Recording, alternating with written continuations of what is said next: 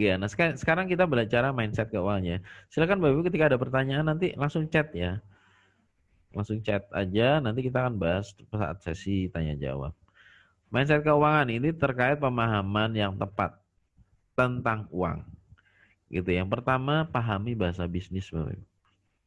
Ya, karena kita konteksnya bisnis ya. Bahasa bisnis, uang itu bahasa bisnis. Kita harus membiasakan diri dengan kosakata itu. Ketika ditanya HPP-mu berapa? Apa ya HPP ya? Gitu ya. Nah, itu nggak boleh tuh. Oh, HPP harga pokok produksiku sekian. Nah, tadi nggak boleh pakai an. Berapa sih? 1.500-an, nggak boleh. Harus berapa? 1.539 per pack. Baru clear. HPP gimana cara ngitungnya? Nah, itu bisa jadi pembahasan tersendiri ya. Nanti kita kalau ada mau yang ditanyakan boleh ya, silakan. HPP atau COGS?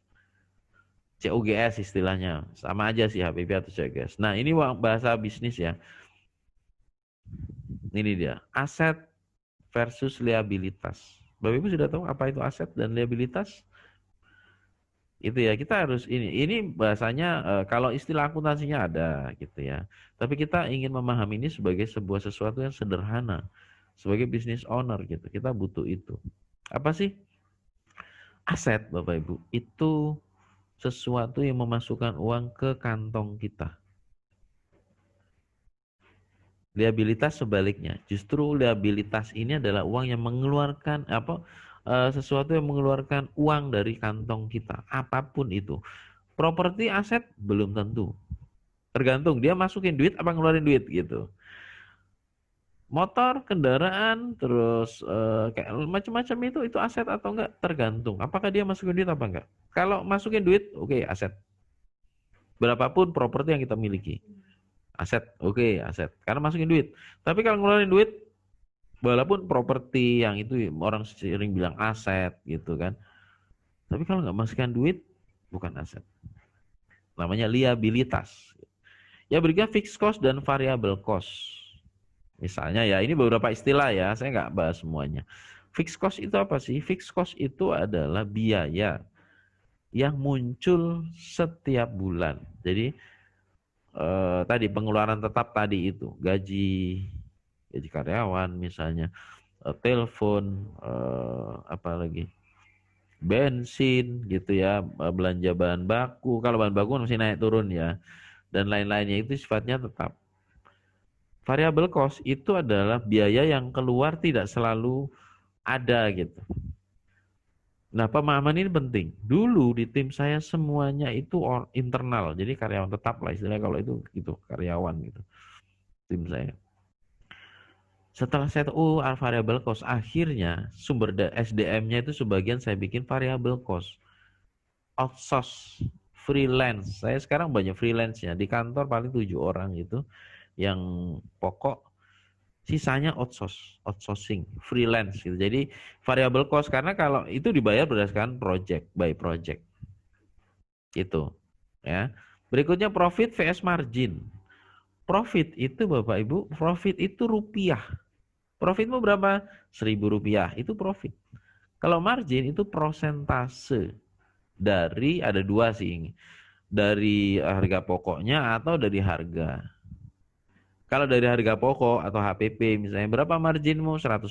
Berarti dia punya keuntungan 2 kali lipat dibanding HPP-nya. Atau ada berapa? 50%. 50% dari harganya, harga jualnya gitu ya. Ada dua. Nah itu profit itu rupiah ya ngomongnya. Margin itu persentase. Persentase keuntungan. Tinggal dikalikan gitu ya.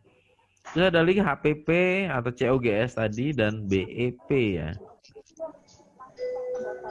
Jadi sebentar. Bentar ya Bapak Ibu. Oke. Apa itu HPP? HPP itu udah harga pokok produksi. Harga pokok produksi itu ngitungnya gimana sih? Bahan baku, packagingnya, listrik yang dipakai, tenaganya yang terkait dengan produksi, dan lain-lain gitu ya. Itu namanya HPP. BEP atau break even point itu adalah kondisi di mana tutup modal. Ya, kayak gitu-gitu ya. Kita biasanya BEP-nya kapan gitu. Kita membiasakan diri ngomong dengan itu supaya itu masuk gitu. Kita terbiasa masuk ke alam bawah sadar kita sehingga dalam mengambil keputusan itu otomatis gitu. Kayak orang belajar bela diri misalnya. Dia kalau nggak sering latihan, refleksnya nggak jalan. Nah, ini juga begitu terkait dengan bisnis. Kita membiasakan diri ngobrol tentang bisnis dengan kosakata bisnis. Itu kelihatan banget. Ketika misalnya kelas mentoring misalnya, beberapa itu kita ditanya bisnisnya apa, Bu? Gitu. Oh, bisnis saya ini. Boleh ceritakan Bu sedikit tentang bisnisnya gitu misalnya. Terus nanti cerita dia, iya bisnis saya ini. Kenapa? Karena sekarang itu banyak orang sakit. Dia begini, begini, begini. Tidak ada angka di situ. Berarti masih belum tepat mindsetnya membangun bisnis. Karena bisnis itu urusannya duit. Tidak ada omset, tidak aja bicara margin atau profit, nggak bicara fixed cost dan gitu-gitu. Berarti ini belum tepat gitu. Gitu ya. Oke, kita lanjut. Nah, ada beberapa jenis laporan keuangan yang perlu kita pahami ya. Dasar pembuatan keputusan itu harusnya laporan keuangan. Jadi, laporan keuangan ini dashboard ya. Kayak kita naik mobil, dashboardnya kayak apa. Dan harus akurat. Ada beberapa jenis laporan keuangan. Pertama ada namanya laporan cash flow. Gitu ya. Laporan cash flow itu uang masuk keluar. Uang masuk keluar. Itu kayak ya sederhana, sebetulnya nggak sesederhana ini, tapi disederhanakan bentuknya kayak buku tabungan gitu. Kayak buku tabungan masuk keluar saldo gitu. Untuk memastikan bahwa ada nggak uang di bisnis kita. Gitu ya. Laporan cash flow itu uang masuk aja keluar masuk. Jadi kita tahu oh masih ada. Tapi kita belum tahu ya mana tanggungan ke supplier, mana keuntungan gitu. Cuma ini bisa dijadikan indikator bahwa sehat atau tidak bisnis kita. Gitu. Ketika nggak ada duitnya berarti nggak sehat bisnisnya. Cash is the king. Gitu namanya cash is the king. Jadi cash flow itu penting Bapak Ibu ya. Makanya kenapa beberapa toko ya kayak Mirota misalnya atau manapun lah Progo biasanya uang boleh masuk kapanpun tapi tidak boleh keluar setiap saat. Misalnya orang boleh masukin barang gitu kapanpun silahkan masukin tapi penagihannya bisa 1 nota, ada 2 nota, ada yang 3 nota dan harinya tertentu misalnya hari Kamis aja atau seminggu 3 kali, seminggu 2 kali gitu untuk penagihan. Itu untuk membuat cash flow-nya sehat. Gitu. Jadi ada duit walaupun bukan duitnya sendiri tapi ada duit gitu. Itu sehat. Fungsinya apa? Ketika dibutuhkan misalnya investasi gitu ya. Nah, itu cash flow tuh dasarnya. Oke, saya agak cepat ya. Ini agak banyak soal materinya. Terus ada ini itu dia. Kemampuan dasar harus dikuasai pebisnis itu dalam menjaga cash flow. Gitu ya. Kedua adalah ada laporan rugi laba atau laba rugi R strip L biasanya gitu ya. Rugi laba. Rugi laba itu apa sih? Rugi laba itu adalah keuntungan proses bisnis kita. Ada nggak labanya gitu ya? Ada nggak untung nggak nih bisnis kita? Ini indikator layak lanjut atau tidak gitu. Kalau bisnis kok nggak untung ya jangan berbisnis. Tutup aja gitu ya. Artinya ketika kita bikin bisnis di ujungnya kok nggak untung nih gitu misalnya. Ya jangan, berarti itu nggak layak gitu. Entah ganti produk, entah ganti model bisnis, dan lain-lain harus dilakukan. Jadi ini adalah jadi KPI keuangan bisnis, ada labanya. Cuma ingat, ada laba belum tentu ada duitnya. Kok bisa? Iya bisa aja, kayak tadi yang sudah disinggung. Misalnya nanti ketika ini ada laba nih, tapi nggak ada duitnya ya di atas kertas. Seperti yang saya ceritakan tadi di percetakan itu. Ternyata pembayarannya modelnya tempo, termin gitu. Dan termin itu bisa 3 bulan, 4 bulan baru dibayar. Makanya jadi nggak sehat. Piutangnya terlalu besar. Gitu ya. Jadi ada laba belum tentu ada duitnya. Nah itu yang harus hati-hati. Makanya kok nggak ada duitnya? Nah, cek tadi proses pembayarannya, cek di Kalau diproduksi kelihatan ya, kelihatan. Nah, terus saja ini aman nih secara proses produksi. Kok nggak ada duitnya? Itu muncul di namanya neraca atau balance sheet. Neraca ini tentang potret kesehatan bisnisnya, keseluruhan bisnis gitu. Jadi keseluruhan bisnisnya ini gimana? Kayak tadi misalnya ada labanya, kok nggak ada duitnya? Cek, oh jangan-jangan di bahan baku, jangan-jangan di stok, jangan-jangan di apa banyak hal gitu ya, di mana tebakan-jebakan yang membuat jadi ya jadi nggak ada duit gitu. Nah indikator kita tambah kaya tambah miskin, neraca itu ya. Jadi kita bisa lihat walaupun kita nambah aset ya, misalnya kita beli kantor misalnya atau beli kendaraan gitu, tapi belum tentu kita tambah kaya. Karena kalau tanggungannya besar daripada kemampuan kita, kita tambah miskin. Gitu. Kita dalam hal ini konteksnya bisnis gitu ya. Nah, di neraca ini, makanya penting sekali kita baca neraca gitu, ini kemana duitnya gitu, dilihat gitu. Kan ada namanya balance sheet ya, balance gitu. Ada alur kiri, alur kanan gitu. Saya tidak terlalu paham ya bahasa akuntingnya ya. Tapi saya selalu kalau lihat itu, oh gini, ini gimana nih duitnya, oh ke sini kok gede banget ya tanggungan kita, misalnya begitu. Kok banyak banget stoknya nih, wah ini nggak sehat nih, misalnya begitu-begitu ya. Nah ini neraca ini eh, bisa jadi sidik cepat ya kesehatan bisnis. Beberapa kali orang terjebak investasi karena nggak punya laporan keuangan, nggak bisa baca laporan keuangan. Nggak jauh-jauh, kakak saya itu 3 kali dia investasi dan ketipu gitu. Sebetulnya bukan ketipu, kakak saya aja yang nggak bisa baca laporan keuangan karena nggak biasa bisnis. Pernah suatu saat investasi di apa rongsok besi. Rongsok besi kan besar Bapak Ibu. Rongsok besi dia bayar waktu itu 30 juta sih. Ya. Gak terlalu besar juga 30 juta, tapi kan ya lumayan gitu ya. 30 juta terus hilang. Duitnya hilang. Terus waktu itu baru ngobrol ke saya. Kemarin Mbak, kakak saya ya, Mbak Wi namanya itu. Habis invest di sini. Jadi dia itu udah beberapa kali pernah beli jaringan MLM. Saya tanya, loh, kalau memang jaringannya masih menghasilkan, kenapa dijual? Kan aneh gitu motivasinya. Bener aja begitu dibeli, waktu itu dia jual mobilnya untuk beli jaringan itu dan habis itu jaringannya tidak menghasilkan. Yang itu tadi, yang balik ke cerita tadi, terus saya bilang, loh, emang nggak dilihat dulu bisnisnya? Bagus kok, katanya itu apa untung kok. Jadi setiap bulan untung sekian. Dia mau buat kulaan dan lain-lain. Tahu untung dari mana? Cerita si ownernya gitu. Lihat laporan keuangan nggak? Saya tanya gitu. Enggak.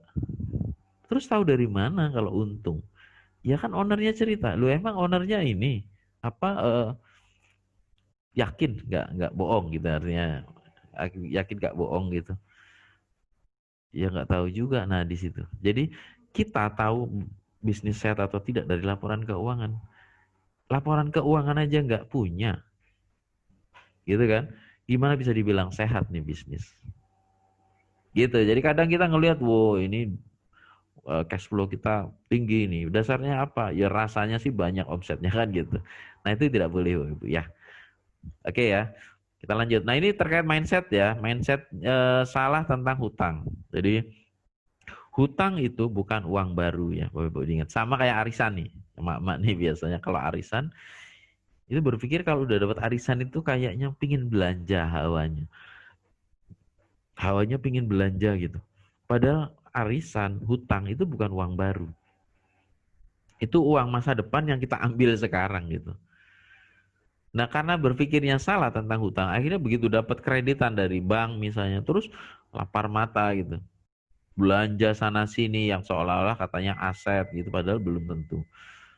Nah itu dia. Makanya hati-hati terkait dengan pemahaman kita tentang hutang. Hutang itu juga ada yang namanya hutang baik, hutang buruk ya, sama dengan aset dan liabilitas.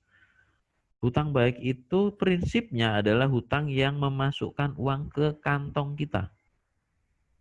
Untuk modal usaha, untuk beli aset gitu ya. Jebakannya banyak ya, hati-hati.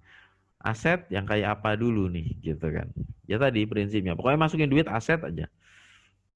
Itu ya, apapun bentuknya. Misalnya kenapa, wah golf misalnya, orang-orang itu kan olahraganya golf, mahal, alatnya mahal. Itu aset atau liabilitas? Liabilitas, karena ngeluarin duit belum tentu. Di sana dia bisa ketemu orang-orang kaya, yang menjadi target pasarnya, kenal, akhirnya bisa lobby, akhirnya dia bisa menang tender, misalnya begitu. Jadi aset. Gitu ya. Ada hutang buruk sama, hutang buruk yang selalu ngeluarin eh, uang dari kantong kita. Jadi kayak beli kendaraan, gitu ya, beli kendaraan itu kalau kendaraan kedua dan seterusnya ya. Kalau kendaraan pertama, rumah pertama itu nggak bisa dibegituin gitu, ya karena kebutuhan itu.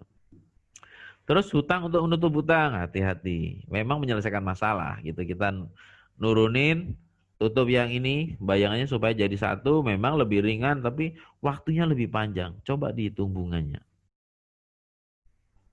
Itu dihitung bunganya gitu. Berapa gitu. Ah gitu ya, hutang nutup hutang, gali lubang tutup lubang, itu tidak akan selesai. Hutang kartu kredit gitu ya. Hati-hati kalau nggak bisa ngelola itu bisa jadi bumerang gitu. Oke, nah sekarang gimana kalau kita sudah kadung berhutang, strategi penyelesaian hutangnya, atur prioritas keuangan kita. Yang pertama adalah fokus pada memperbesar pemasukan. Ya, jadi gimana caranya menghasilkan uang? Nggak mungkin kita bayar hutang kalau nggak ada duitnya. Makanya fokus pertamanya gimana cara menghasilkan uang lebih banyak. Jualan, nambah produk gitu ya, buka cabang dan lain-lain. Pokoknya memperbanyak pemasukan aja, memperbesar pemasukan. Nggak bisa misalnya dari sini, oh saya tak minjem lagi, nutup. Itu namanya bukan menyelesaikan hutang, nambah hutang. Gitu ya, fokus pada memperbesar pemasukan, ingat ya, bukan pada ngirit, nggak juga, bukan ngiritnya. Ya berikutnya bayar dari yang terkecil Bapak Ibu. Jadi kalau punya beberapa hutang gitu, kadang kita kan karena yang paling mengganggu itu kan yang nominalnya besar gitu ya. Hutang yang nominalnya besar itu mengganggu tuh. Terus kita nyelesain ini gitu. Yang kecil jadi membesar dan nggak selesai. Kenapa? Karena hutang besar gitu kita fokus di sini itu. Kecuali kalau ada entah dari investasi, entah dari suntikan modal lagi terus akhirnya kita tutup jebret itu beda gitu. Tapi kalau kita memang terjebak dengan hutang, pertama bayar yang kecil dulu nominal hutangnya gitu. Ya, yang berikutnya nego pembayaran gitu ya. Ini ada reschedule hutang gitu ya. Pandemi kemarin kan ada ya. Termasuk saya juga ada yang saya reschedule gitu. Karena apa? Saya kan online ya. Saya butuh waktu itu saya pakai kartu kredit karena untuk bayar iklan itu yang paling gampang pakai kartu kredit. Facebook, Google Ads gitu ya. Terjebak saya terus pandemi kemarin itu reschedule. Nah, misalnya begitu ya. Boleh itu dilakukan. Terus minta tempo berapa bulan untuk tidak bayar. Kemarin kan ada ya keringanan. Cuma kemarin tidak ngurangi bunga gitu ya. Cuma ditunda aja. Gitu ya. Tapi Bapak Ibu yang harus diingat ada memang beberapa strategi supaya kita tidak harus bayar hutangnya. Tapi ingat hutang tetap hutang. Walaupun kita mungkin menang ya di sekarang nih ilmu dunianya menang nih kita nggak harus bayar. Tapi tetap hutang tetap aja hutang. Itu ada haknya orang lain yang kita makan. Kalau saya tetap berpikirnya kalau punya utang lunasi gitu. Jangan berpikir nggak bayar sama aja. Ya, oke. Nah ini tips manajemen sederhana terkait dengan keuangan bisnis ya, Bapak Ibu. Ini yang sering kali kita hadapi ketika kita berbisnis. Yang pertama ini dia, pisah uang pribadi dan bisnis. Jebakan utama bisnis adanya di sini, Bapak Ibu. Uang bisnis untuk kepentingan pribadi pasti rasanya lebih besar gitu ya dari omset dari apa gitu. Nah itu membuat kita merasa lebih kaya gitu. Padahal yang kita pakai itu uang bisnis, pengeluaran dari situ gitu ya, membiayai apapun dari situ. Gitu ini biasanya bikin bisnis tidak sulit sekali berkembang karena ini uangnya dipisah.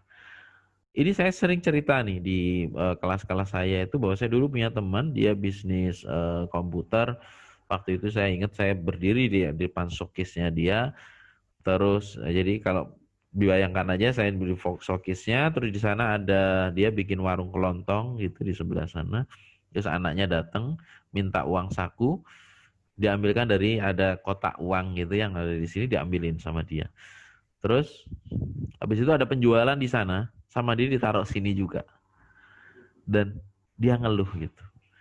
Ngeluh saya itu bisnis 8 tahun, rasanya kayak ngerintis terus. Setiap kali perpanjangan tokonya dia selalu nurunkan kredit bank.